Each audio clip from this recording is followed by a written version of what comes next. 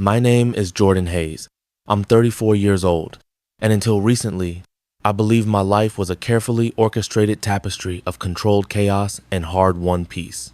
My penthouse apartment in downtown Seattle offered breathtaking views of Puget Sound, a panorama of glittering water and distant mountains that perfectly mirrored the calm I had finally found after years of living on the knife edge of global conflict. My office, a sleek, minimalist space with multiple monitors displaying lines of code and network schematics, was where I built impenetrable digital fortresses for governments and corporations, safeguarding their most sensitive data from the unseen threats lurking in the dark corners of the internet. I was a phantom in the digital realm, a silent guardian, a master of information warfare. My career as a cybersecurity consultant was demanding, intellectually rigorous, and endlessly challenging. It allowed me to leverage the tactical precision and strategic thinking I'd honed during my decade as a special forces operator, transitioning my unique skill set from physical battlefields to the boundless, invisible expanse of cyberspace. But the true center of my universe wasn't any high-stakes contract or complex algorithm. It was Liam, my son. He was 8 years old, with a mop of unruly brown hair, eyes that sparkled with boundless curiosity, and a laugh that could chase away any shadow. After a painful divorce from Liam's mother, Sarah, 5 years ago, our relationship had become the bedrock of my existence. I have fought tooth and nail for shared custody, navigating the treacherous waters of family court, determined to be a constant, unwavering presence in his life.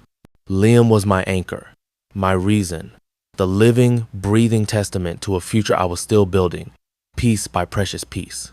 Sarah and I had been high school sweethearts, a whirlwind romance that culminated in a rushed marriage and Liam's birth just after I'd returned from my first deployment. We were young, idealistic, and utterly unprepared for the realities of military life and its crushing demands. The deployments, the constant danger, the silent toll of combat that slowly chipped away at the man she merited all, eventually broke us. We drifted apart, two souls adrift in a sea of unspoken resentments and unfulfilled expectations.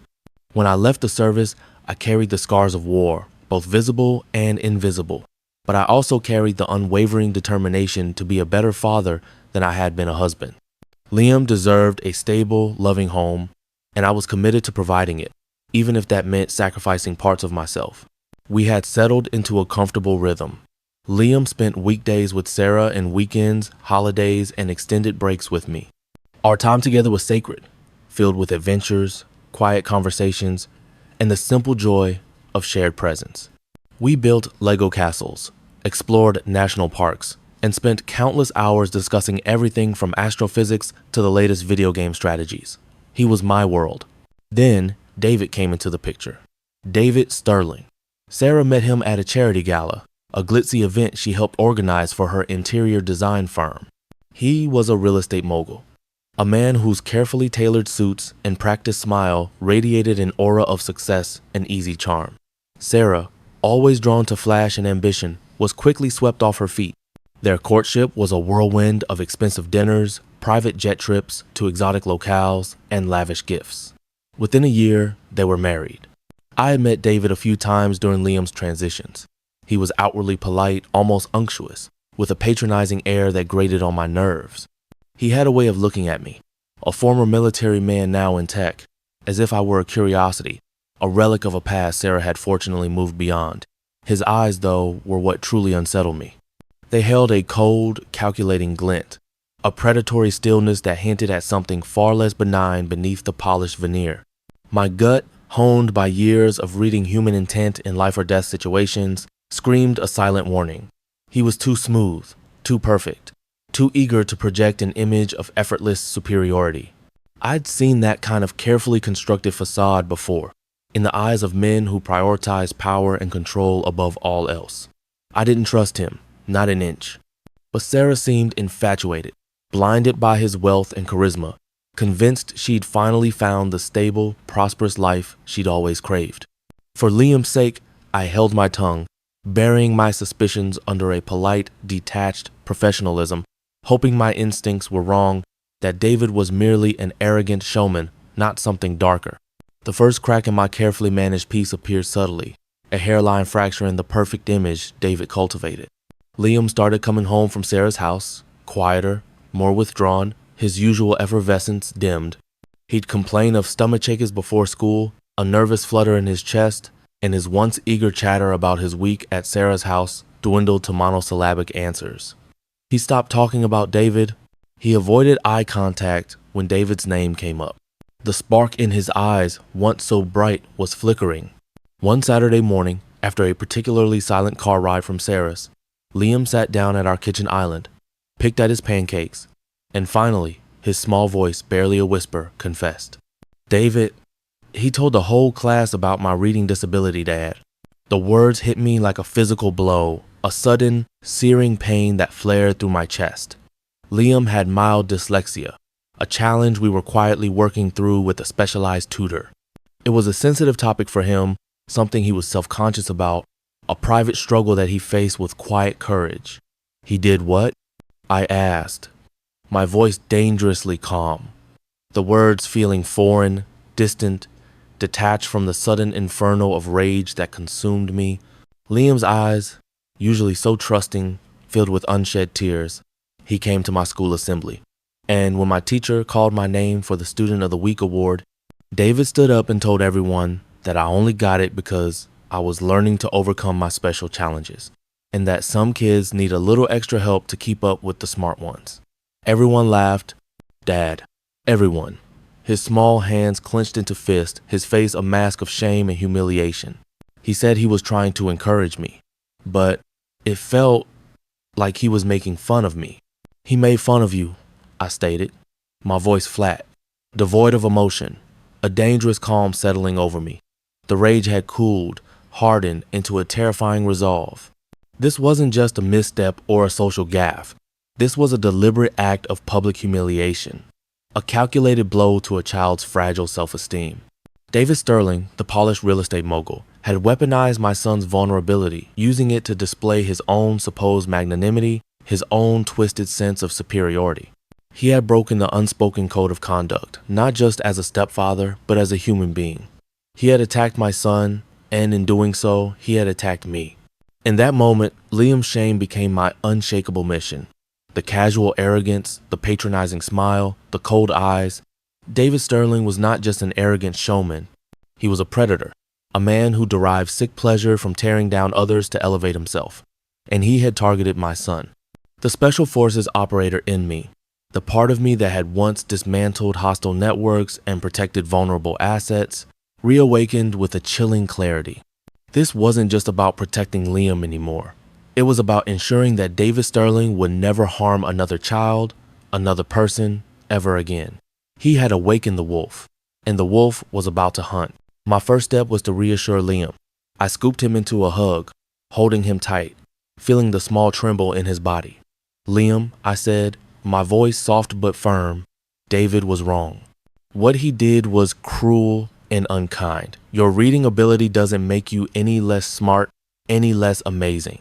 It just means your brain works a little differently. And that's a superpower, not a weakness. And anyone who makes you feel bad about it is wrong. Understand? He nodded, burrowing into my chest, and I felt a fierce, primal protectiveness surge through me. We're going to fix this, I whispered. I promise. The following weeks were a blur of intense, covert activity. My penthouse apartment, once a symbol of my serene professional success, transformed into a clandestine command center. The sleek, minimalist lines of my office gave way to a labyrinth of blinking servers, multiple high-definition monitors displaying a dizzying array of data streams, and secure communication lines humming with encrypted traffic.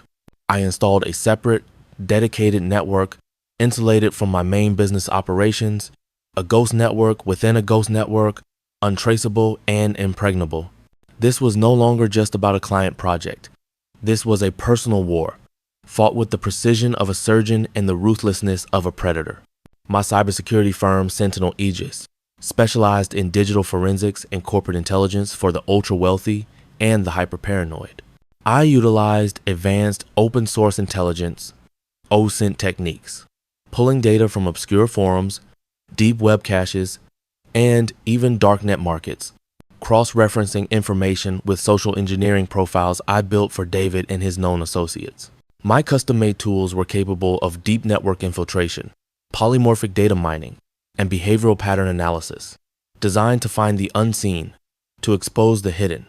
David Sterling, with his vast public persona and sprawling empire, would have a massive digital footprint, a complex tapestry of online interactions, financial transactions, and public records.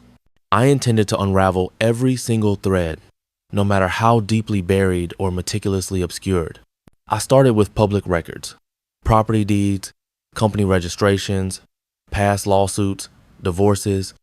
David's empire seemed legitimate on the surface, a sprawling network of holding companies and investments across various states and even offshore tax havens. But my training had taught me that the most dangerous criminals often hide in plain sight, their illicit activities masked by layers of legitimate seeming enterprises. Predators, especially those with vast wealth, often stash their true nature in the shadows of shell corporations and untraceable accounts. I meticulously cross-referenced names, addresses, and financial transactions with dark web intelligence databases, with whispered networks in the cybersecurity underworld, with old contacts from my military intelligence days who still operated in the gray areas of global finance and information. My contact list from my days in Black Ops was not just impressive. It was a testament to a career spent forging alliances in the shadows, with individuals who operated beyond the confines of conventional law, individuals who understood the language of discretion and the value of information. My investigation was methodical, patient, and utterly ruthless. I employed a full spectrum of passive surveillance techniques. I never directly interacted with David, but I monitored his digital presence with an almost obsessive precision. I scraped his social media posts, not just for content, but analyzing metadata for precise location data, hidden contacts tagged in seemingly innocuous photos, and patterns of communication with seemingly unrelated individuals. I monitored his company's public financial filings, looking for anomalies, for red flags that might indicate illicit activities, for sudden surges in capital flow or unexplained losses in specific subsidiaries. The mental toll was significant. Each revelation about David Sterling felt like a new stab, a confirmation of the insidious evil I'd sensed from the start. I found myself becoming withdrawn, my usual calm demeanor replaced by a simmering intensity. Liam would ask me about my day, and I'd offer vague, reassuring answers, my mind still replaying fragments of encrypted messages or scrutinizing suspicious financial ledgers. I felt a constant tension, a tightening in my chest that wouldn't ease. My nightmares returned, echoes of past deployments mixing with images of David's cold eyes and Liam's tear-stained face. But with each piece of damning evidence, a new resolve hardened within me. This wasn't just about personal vengeance. It was about protecting not just Liam, but countless others who might fall prey to men like David. That knowledge, that profound sense of justice, was what kept me going through the long, sleepless nights. I even delved into his personal life, discreetly interviewing former employees, disgruntled business partners, and even a few of his ex-wives. I crafted elaborate cover stories, carefully framing my questions as due diligence for a potential multi-million-dollar investment David was supposedly courting, or as background research for a fictional business venture looking to acquire one of his minor holdings. Most of them were wary, tight-lipped, their faces etched with a fear that transcended mere professional caution. Many had signed ironclad non-disclosure agreements, but their fear, their palpable relief that someone was finally looking into David Sterling, was clear. Their carefully chosen words, their evasiveness, spoke volumes about a pattern of aggressive business tactics, outright financial fraud, shattered partnerships, and outright ruin left in his wake. One ex-wife, a visibly shaken woman named Eleanor, spoke of David's explosive temper, his vindictive nature, and how he had financially crippled her after their divorce, leaving her with nothing but legal fees and a profound sense of terror. Her story resonated with a chilling familiarity, confirming my deepest suspicions. She even mentioned a particularly nasty incident where David had publicly belittled her professional accomplishments at a charity event, much like he had done to Liam, just to assert his dominance. It was a pattern, a twisted habit of a man who thrived on making others feel small. The first major breakthrough came when I stumbled upon a series of interconnected shell corporations registered in the Cayman Islands the British Virgin Islands, and Delaware, all funneling money into a single, obscure real estate development fund named Horizon Holdings. This fund, on the surface, appeared legitimate, focusing on luxury residential projects in up-and-coming urban areas. But when I peeled back the layers of obfuscation, using my deep packet inspection tools and custom algorithms, I discovered that Horizon Holdings was consistently overpaying for properties in economically distressed areas, often purchasing them from distressed sellers at artificially inflated prices, only to flip them later at a significant loss. This wasn't standard real estate practice. This was a classic money laundering scheme, a sophisticated wash trade designed to legitimize illicit funds. The losses weren't losses. They were the cost of cleaning dirty money, money flowing from sources far darker than legitimate real estate. My system, a proprietary network analysis tool I'd built myself called Cerberus, highlighted the anomalies with stark red warnings. It correlated the fund's suspicious transactions with the digital footprints of known criminal organizations.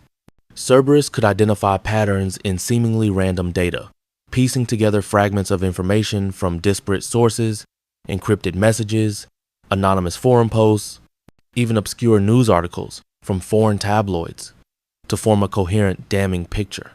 It was like having a digital bloodhound relentlessly tracking the scent of illicit activity. I kept digging, following the digital breadcrumbs, tracing the money back to its source.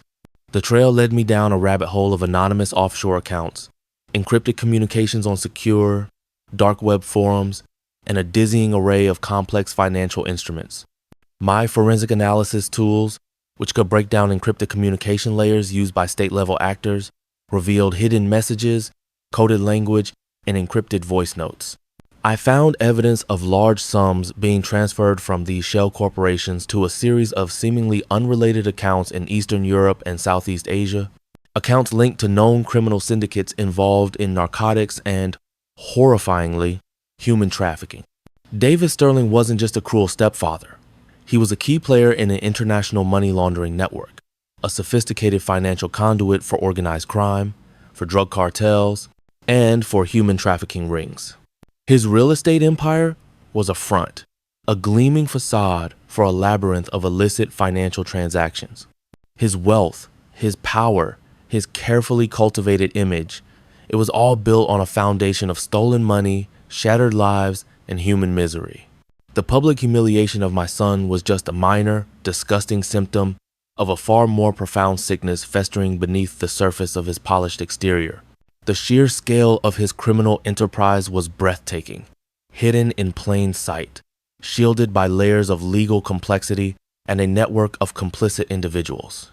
I worked tirelessly, fueled by a cold, righteous fury that burned steadily, consuming my every waking moment. My sleep was minimal, often just a few hours of restless, dream-haunted oblivion, but my focus was absolute. Every piece of data, every encrypted file, every hidden transaction was meticulously cataloged, cross-referenced, and prepared for presentation. I created a comprehensive digital dossier, a damning indictment of David Sterling's entire operation, complete with network diagrams, financial flowcharts, and encrypted communications logs that proved his direct involvement in every illicit activity.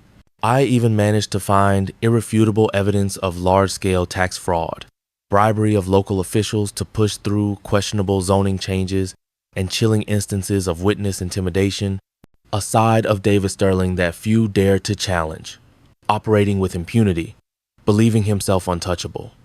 The depth of his depravity was staggering.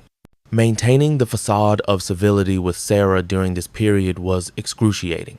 Every time I dropped Liam off or picked him up, I had to feign polite conversation, pretending to be the agreeable ex-husband, the understanding father, all while knowing the monstrous truth about the man she had married. She would often complain about David's long hours or his stressful deals, completely oblivious to the fact that his stress was rooted in international money laundering, organized crime, and potentially even trafficking, not just difficult real estate negotiations. Her blindness, her willing ignorance, was both frustrating and heartbreaking. Part of me wanted to shake her, to scream the truth, but I couldn't risk revealing my hand. Not yet. Not until I had every single piece of evidence locked down, ensuring David Sterling's empire could be brought down with surgical precision, leaving no room for escape, no loophole for his expensive lawyers to exploit. The thought of confronting him too early, only for him to slip away and vanish into the shadows, was unbearable. Justice had to be absolute. The emotional toll of these weeks was heavier than any combat deployment. Back then, the enemy was clear, the objectives defined. Here, the enemy lived in luxury, walked among the innocent, and preyed on the most vulnerable. The lines between right and wrong blurred at times, as I navigated the legal and ethical gray areas of my methods. Was I just another vigilante, number? I told myself I was a guardian, using my unique, hard-earned skills to bring a predator to justice through evidence, not just force. The difference, I convinced myself, was in the intention and the outcome. My aim was not chaos, but order restored. My aim was not destruction, but exposure. My aim was justice. This moral tightrope walk was perhaps the most challenging aspect, pushing me to my limits, forcing me to confront the darker impulses within myself, to control them, and to channel them into an unyielding force for good. The confrontation would be public, decisive, and utterly devastating for David Sterling. I wanted him to lose everything he valued most: his reputation, his carefully constructed image, his illicit wealth, and his illusion of impenetrable power. And I wanted Liam to see that justice, though sometimes slow, always finds its way, that bullies, no matter how powerful, eventually face consequences. The opportunity presented itself perfectly. David Sterling was scheduled to give a keynote address at the annual Seattle Business Summit, a high-profile event attended by the city's elite business leaders, influential politicians, and prominent media figures. It was his moment in the spotlight, his chance to solidify his image as a titan of industry, a philanthropic visionary. I secured a press pass through an old contact at a minor tech publication, ensuring I had unhindered access to the media zone, a strategic vantage point. I also discreetly contacted a few investigative journalists I knew and trusted, the kind who lived for exposing corruption, hinting at a major career-defining story about a prominent local figure, without revealing any specific details, just enough to pique their interest and ensure they'd be present and attentive, ready to capture the unfolding drama. The day of the summit arrived. I dressed impeccably, a sharp, custom-tailored dark gray suit masking the coiled tension that ran through my body like a high-voltage current. Liam was spending the weekend with my parents at their cabin upstate, far from the storm that was about to break, safe and sound. I felt a grim, almost chilling satisfaction as I entered the opulent convention center, the air thick with the scent of ambition, expensive cologne, and a subtle undercurrent of corporate greed. David Sterling's perfectly groomed face beamed from giant screens positioned throughout the grand ballroom, a picture of false confidence, his carefully curated smile a mockery of the truth. His speech began, a predictable parade of empty platitudes about innovation, community building, ethical leadership, and giving back to the less fortunate. His voice booming with practiced sincerity, a performance worthy of an Oscar. The hypocrisy was nauseating, a bitter taste in my mouth. As he reached the climax of his address, preparing to unveil his latest philanthropic initiative, a thinly veiled attempt to launder more money through a newly established charitable foundation, I made my move. I had prepared a custom-designed data packet, a miniature digital bomb containing the full, unredacted dossier on David Sterling, along with a link to a secure, anonymous server where all the raw, forensic evidence was stored. This server was configured with a dead man's switch, a fail-safe mechanism set to automatically release the entire data cache to every major news outlet, international law enforcement agency, and financial regulatory body worldwide if I failed to execute the primary release manually, or if my own systems detected any attempt to compromise the data. There was no going back, no chance of failure. I accessed the convention center's guest Wi-Fi, a notoriously insecure public network, but also a perfect, unsuspecting entry point for my purposes. With a few swift, precise keystrokes, a silent dance across the keyboard that only I could appreciate, I launched the attack. My custom script, a silent, invisible digital predator, infiltrated the central presentation system, piggybacking on David's own privileged network access, using his digital footprint against him. The script bypassed all firewalls, encryption, and intrusion detection systems. A ghost in the machine. It was elegant, efficient, and irreversible. Mid-sentence, as David was extolling the virtues of his integrity and unwavering commitment to transparency, the giant screens behind him flickered violently. His smiling face, so confident just moments before, was replaced by a stark, menacing black background with bold, blood-red text that blared. A collective gasp rippled through the audience. A few nervous chuckles, assuming a technical malfunction. David froze, his practiced smile faltering, his eyes darting frantically towards the screens, a flicker of genuine fear finally breaking through his polished facade. Then, the first image flashed. A blurred but undeniable photo of an offshore bank statement, highlighting a massive illicit transaction in an untraceable currency, followed by another. A complex network diagram of shell corporations, their intricate, nefarious interconnections laid bare, financial flows clearly marked. Then a chilling snippet of an encrypted chat log, showing David's user ID negotiating the acquisition of human assets, a sickeningly clinical term for trafficking vulnerable individuals. The room, once filled with polite applause, erupted into a murmur of disbelief, then outright chaos, a cacophony of gasps, whispers, and rising outrage. David Sterling stammered, his voice cracking. "Why? What is this? A technical glitch? A hack? Someone stop this! This is a malicious attack!" His face, once so composed and arrogant, twisted into a mask of pure terror, his eyes wide and desperate, as his carefully constructed world began to crumble around him, pixel by horrifying pixel. But I was relentless. The presentation continued, a rapid-fire expose of his entire criminal enterprise, each slide a new nail in his coffin. Global money laundering, detailed ledgers of multi-million-dollar wash trading operations, sophisticated tax evasion schemes, and the systematic legitimization of dirty money. Bribery and corruption, scanned email exchanges with compromised public officials, illicit payoffs disguised as consulting fees, and the corrupt manipulation of zoning laws and environmental regulations.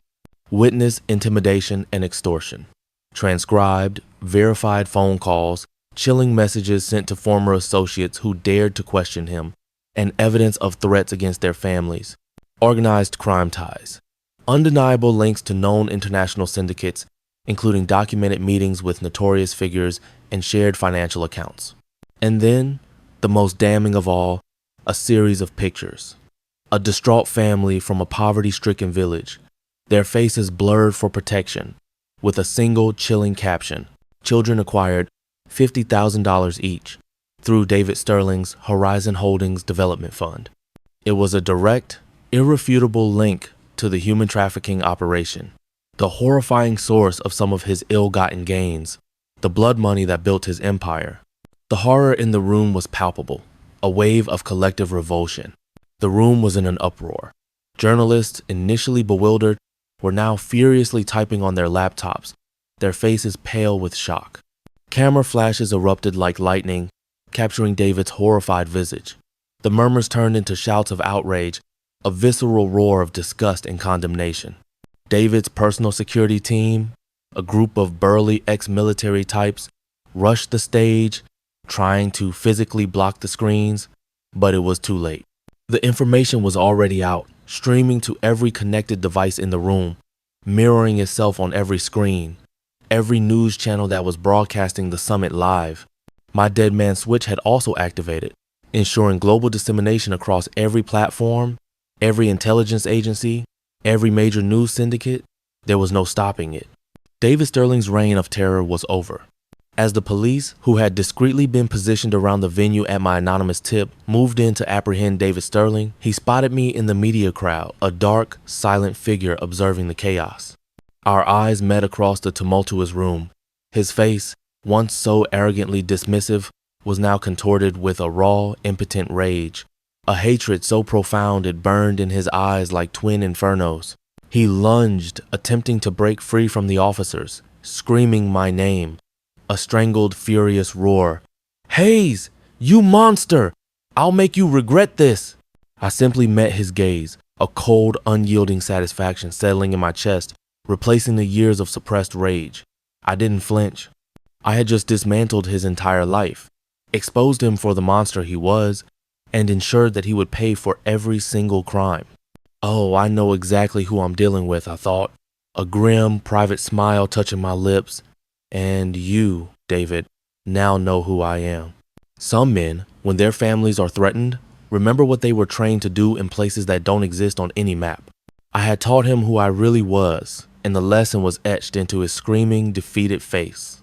The aftermath was a blur of flashing lights, relentless media attention, and a profound sense of exhaustion that settled into my bones. David Sterling's empire collapsed like a house of cards. His assets were frozen worldwide, his businesses seized by federal authorities, and his meticulously crafted reputation utterly destroyed, replaced by headlines screaming of his heinous crimes. He faced a mountain of charges, from international money laundering and massive tax fraud to racketeering, bribery, and complicity in human trafficking. The news cycle was dominated by the fall of David Sterling for weeks, his carefully cultivated image replaced by the stark, undeniable truth of his depravity. The investigation spread globally, leading to arrests of his co-conspirators in multiple countries, unraveling layers of corruption that had long plagued various industries. The sheer scale of his network and the vast sums of money involved stunned financial analysts and law enforcement alike. It became clear that David Sterling was just one visible head of a much larger, insidious hydra. The ensuing legal proceedings were lengthy and complex.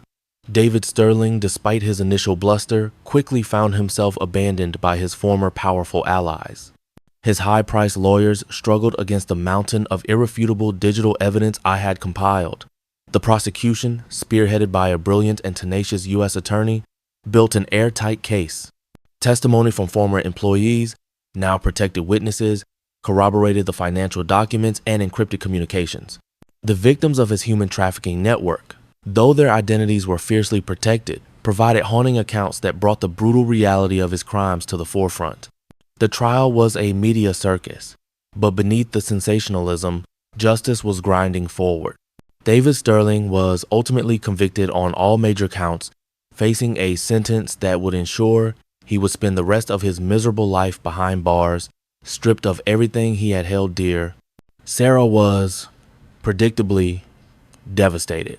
She was initially in furious denial, screaming at me over the phone, accusing me of ruining her life, of fabricating evidence, of being consumed by petty jealousy. Her initial reaction was pure self-preservation, a desperate attempt to cling to the illusion she had bought into.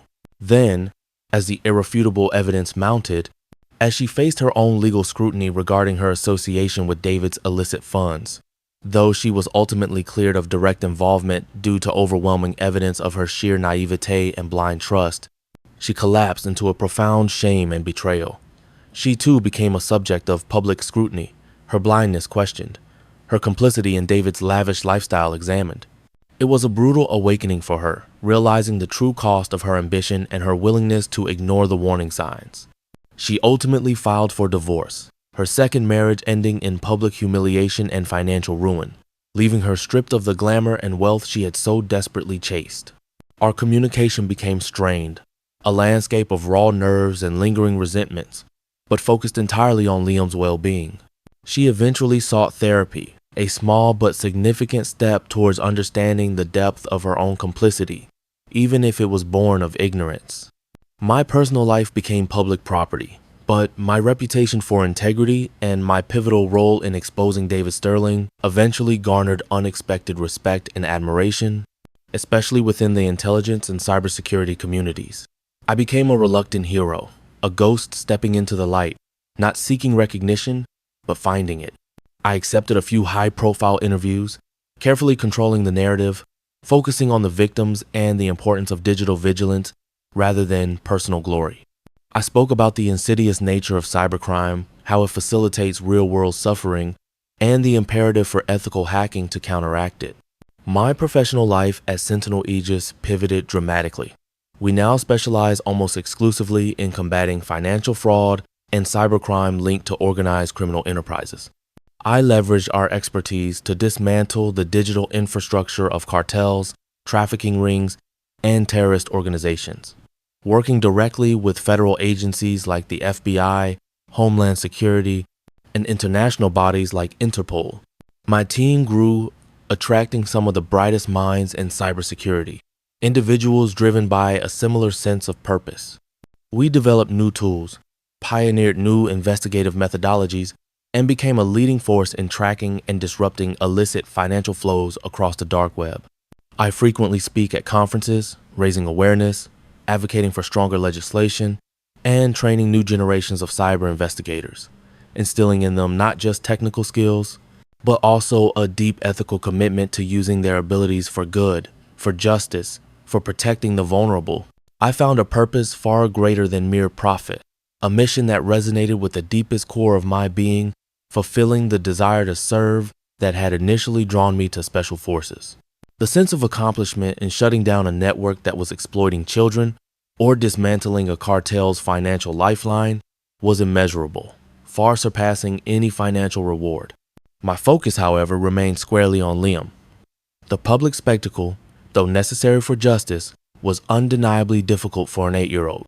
I shielded him as best I could from the incessant media frenzy, limiting his exposure, turning off the television when news segments about David came on. I explained the situation to him in terms he could understand, tailored to his age and emotional capacity. David was a very bad man, Liam. He did terrible things and he hurt a lot of people. He hurt you that day at school, and that was unforgivable. But he can't hurt you anymore. He can't hurt anyone else because he's gone, and he's facing justice for all his bad choices. Liam was confused, sometimes angry, sometimes sad. He'd seen the news, heard the whispers at school, and the sudden, dramatic disappearance of David from his life left a void, even if it was a toxic one. He'd ask questions, innocent but piercing, like, why did he do that, Dad?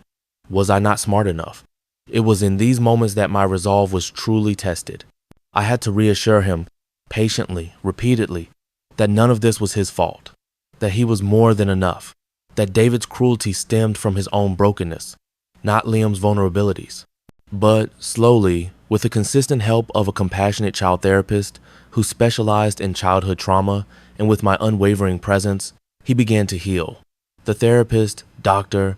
Evelyn Reed, was invaluable, helping Liam process the betrayal and the public humiliation, giving him tools to express his feelings and validating his complex emotions. He started to understand that David's actions were not a reflection of his own worth. He learned that what David said at school was a lie, a cruel attempt to diminish him, and that his true strength lay in his resilience, his kindness, and his incredible mind, which simply processed information differently. A gift, not a burden. He found his voice, not just in speaking about his feelings, but in advocating for himself. Understanding his dyslexia was a part of him, but not all of him. Our bond deepened profoundly in the wake of the storm. I purchased a larger house in a quieter, tree-lined neighborhood outside the city, a place with a big yard where Liam could play and explore, away from the constant buzz and scrutiny that had enveloped our previous life.